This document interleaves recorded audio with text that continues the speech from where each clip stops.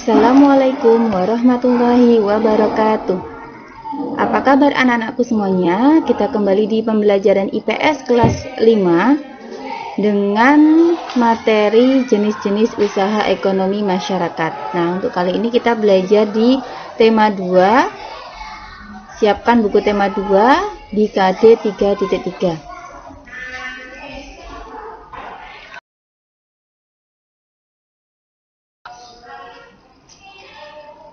Nah, kita masuk di materi jenis-jenis usaha ekonomi masyarakat. Nah, Indonesia itu berdasarkan letak geografisnya itu sangat luas sekali dan sangat beragam sekali kondisi geografisnya. Nah, karena kondisi geografis yang beragam, maka mata pencarian penduduk pun juga akan beragam. Contoh misalnya, masyarakat yang tinggal di daerah pegunungan, maka dia mata pencariannya adalah sebagai petani sayuran, atau masyarakat yang tinggal di daerah pantai, banyak yang bekerja sebagai nelayan. Kemudian ada masyarakat yang tinggal di daerah pertanian, maka dia kebanyakan menjadi petani atau mengolah lahan pertanian. Nah, apa sih kegiatan ekonomi itu? Kegiatan ekonomi adalah semua kegiatan yang dilakukan manusia untuk memenuhi kebutuhan hidupnya.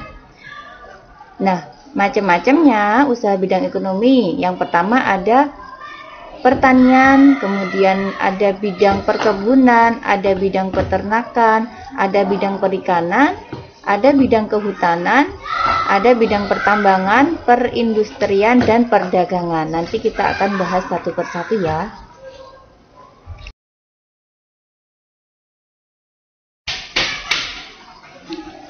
Nah, kita masuk di bidang yang pertama ya anak-anak. Yang pertama ada bidang agraris. Kalian lihat ada gambar petani di situ. Kenapa disebut sebagai negara agraris sih Indonesia? Nah, karena Indonesia itu sebagian besar penduduknya adalah sebagai petani. Nah, bidang usaha agraris ini meliputi kegiatan pertanian dan perkebunan. Biasanya sektor usaha agraris ini terdapat di daerah pedesaan dan pegunungan, karena di sana tanahnya subur sehingga bisa digunakan untuk lahan pertanian. Nah, hasil pertaniannya di antara lain adalah ada padi, jagung, ubi, kedelai, sagu, umbi-umbian, sayuran, dan buah. Nah, sementara perkebunan itu kegiatan penanaman lahan dengan tanaman keras dengan umur yang lebih dari 6 bulan. Jadi yang tahan umurnya lama gitu ya. Kemudian tanaman perkebunan ini beda. Contohnya ada tanaman kelapa sawit, kopi, cengkeh, ada teh, karet, cendana, lada, dan kayu putih. Itu contoh tanaman perkebunan. Jadi kalian harus tahu membedakan apa saja contoh dari tanaman pertanian dan tanaman perkebunan.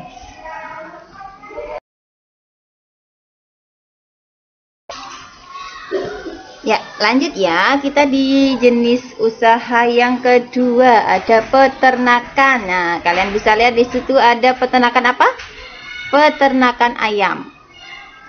Nah, peternakan itu artinya adalah kegiatan budidaya hewan yang bisa diambil hasilnya. Contoh, nanti hasil peternakannya bisa diambil daging, bisa telur, bisa susu, bisa kulit, dan bisa bulu. Nah, ada beberapa golongan ya, peternakan itu dibagi 3. Ada peternakan hewan kecil, yang hewannya kecil-kecil, contoh kelinci, kambing, domba, dan biri-biri. Kemudian ada yang peternakan hewan besar, biasanya kaki 4 tapi yang ukurannya besar ya, contoh sapi, kerbau, dan kuda. Kemudian yang ketiga ada peternakan unggas. Ya, unggas tahu ya, contohnya ayam, itik, burung, puyuh gitu ya.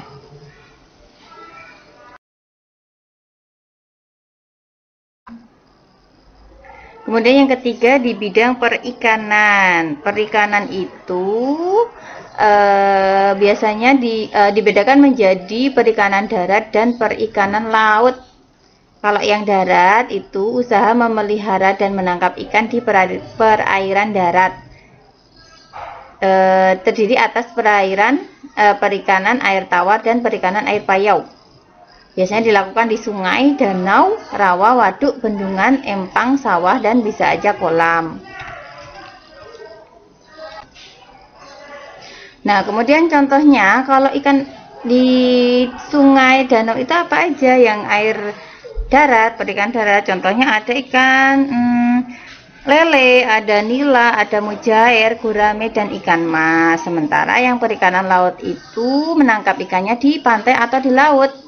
Karena Indonesia itu negara kelautan ya, kita punya banyak sekali hasil laut. Contoh hasil laut itu bisa udang, kerang, rumput laut, mutiara, dan garam. Karena di sekitar pantai.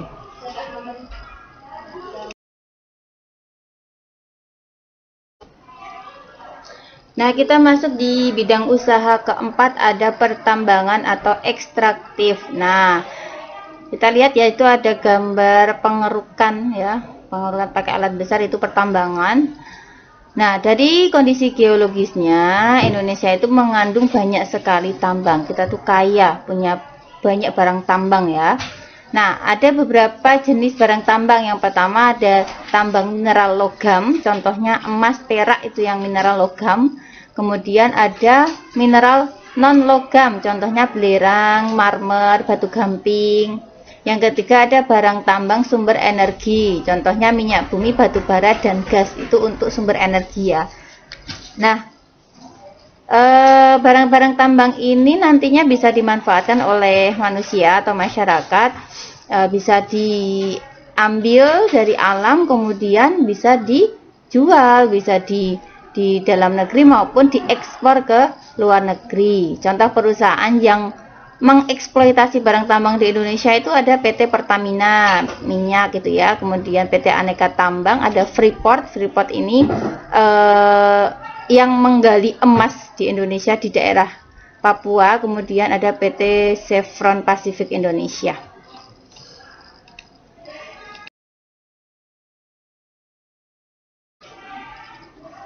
Nah, untuk bidang yang kelima adalah kehutanan. Nah, Indonesia itu punya hutan yang sangat luas. Nah, mempunyai hamparan seperti hamparan karpet yang hijau kalau dilihat dari udara ya.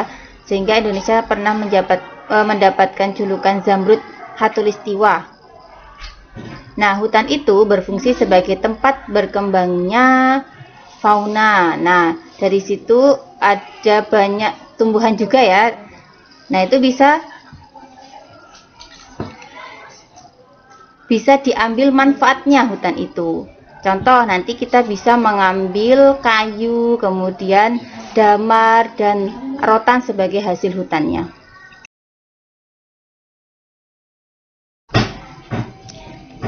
Lanjut yang keenam, perdagangan. Ya, kita bisa melihat ada gambar para pedagang di situ ya. Perdagangan itu adalah kegiatan membeli barang dagang dan menjual kembali kepada konsumen. Jadi nanti bisa mendapatkan keuntungan dari menjual barang tersebut. Nah, secara ekonomi, kegiatan perdagangan itu ditandai dengan adanya ekspor dan impor. Ekspor itu yang menjual barang dari dalam negeri kita ke pasar luar negeri. Kalau impor itu yang memasukkan barang dari negara lain ke pasar dalam negeri kita.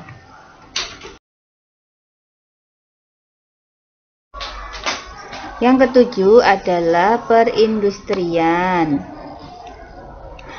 Perindustrian adalah kegiatan mengubah bahan mentah menjadi barang setengah jadi atau barang jadi.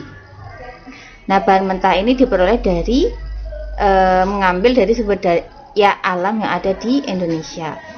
Nah, industri itu bisa dilakukan secara perorangan maupun kelompok. Usaha industri dikelompokkan menjadi tiga. Yang pertama ada industri rumah tangga, itu biasanya tenaga kerja kurang dari 4 orang, terus pekerjanya itu cuma di sekitar rumah tersebut. Contohnya adalah industri anyaman, ada kerajinan, ada industri tahu tempe, itu juga masuk rumah tangga. Kemudian ada industri makanan ringan. Kemudian ada industri kecil, industri yang tenaga kerjanya sekitar 5-19 orang. Contoh industri genting, batu bata, kemudian rotan. Dan yang terakhir adalah industri sedang, tenaga kerja sekitar 20-99 orang. Cirinya modalnya cukup besar, contohnya adalah adanya konveksi, industri konveksi, kemudian bordir dan industri keramik. Itu masuk yang industri sedang.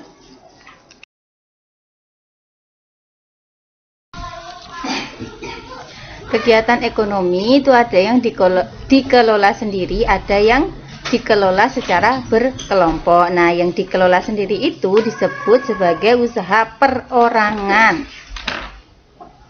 Nah, usaha ekonomi yang perorangan ini biasanya modalnya terbatas dan dikelola secara sederhana saja.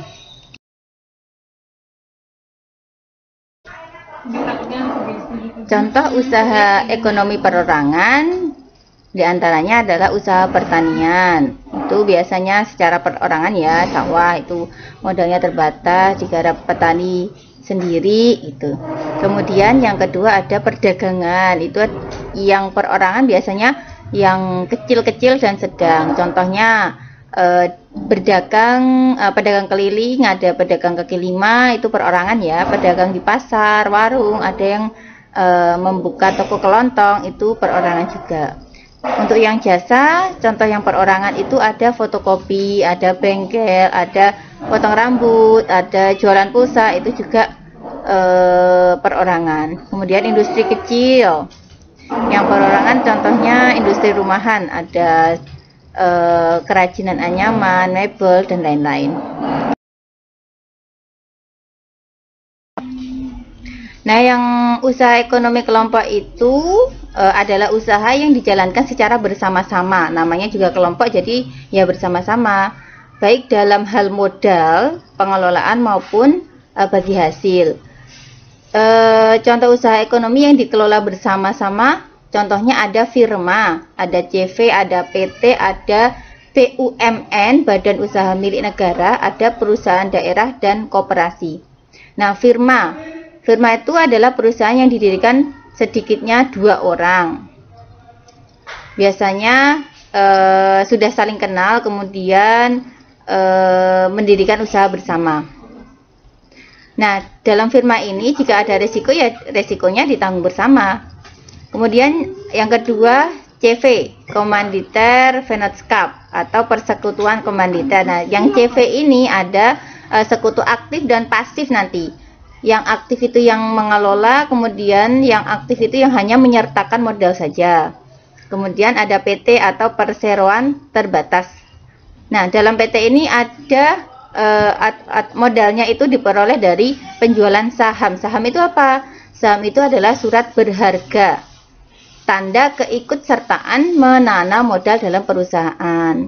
Kemudian ada BUMN, Badan Usaha Milik Negara, perusahaan negara ya, seluruh modalnya itu dimiliki negara. Jadi BUMN itu modalnya dimiliki oleh negara. Ada 3 bentuk perusahaan negara, yaitu jawatan atau perjan, perusahaan jawatan, kemudian perusahaan umum singkatannya Perum, dan perusahaan perseroan Persero. Kemudian ada perusahaan daerah, perusahaan yang modalnya dimiliki oleh pemerintah daerah. Kalau BUMN tadi dimiliki negara, kalau perusahaan daerah itu dimiliki pemerintah daerah.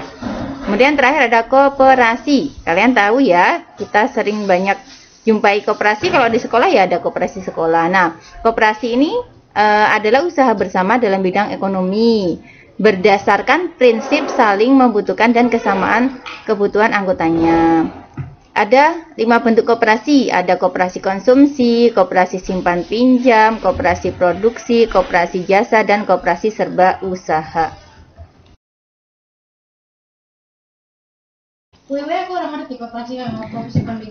Nah, menghargai kegiatan usaha ekonomi orang lain. Yang akan kita bahas adalah nantinya cara menghargai kegiatan usaha ekonomi orang lain ya. Sebelumnya kita perhatikan dulu ada ilustrasi sebagai berikut. Nah, sekarang kalian amatilah pakaian yang kalian kenakan coba. Nah, pakaian itu berasal dari mana? Nah, untuk menghasilkan pakaian itu dibutuhkan waktu yang lama. Awalnya ada produsen pakaian yang membutuhkan bahan baku kain dan benang, ya kan?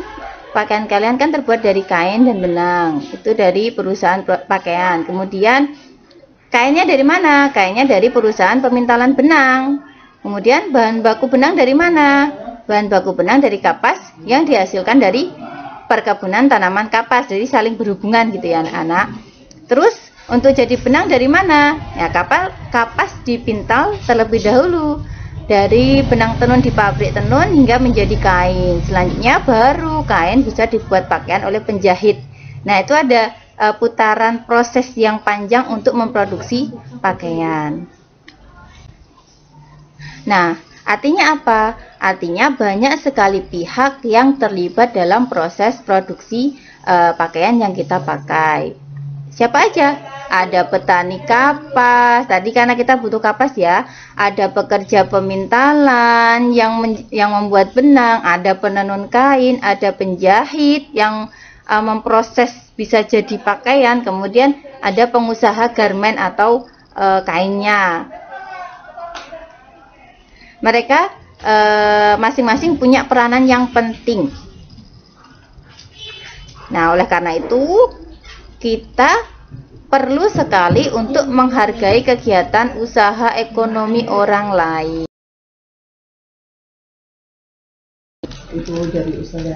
Nah, caranya bagaimana kita menghargai kegiatan usaha ekonomi orang lain? Yang pertama, menumbuhkan persaingan usaha yang sehat. Jadi tidak boleh curang-mencurangi. Yang kedua, menghormati usaha ekonomi orang lain dengan tidak iri atas keberhasilannya. Yang ketiga, menjunjung tinggi setiap jenis pekerjaan yang dilakukan orang lain. Yang keempat, meneladani keberhasilan orang lain dengan meniru sikap positif orang tersebut. Yang kelima, tidak merendahkan orang lain karena semua pekerjaan itu sifatnya mulia. Yang keenam, memberikan upah sesuai dengan kesepakatan. Yang ketujuh, mengakui hasil usaha. Yang kedelapan, mencintai dan menggunakan barang-barang buatan dalam negeri atau cinta produksi dalam negeri.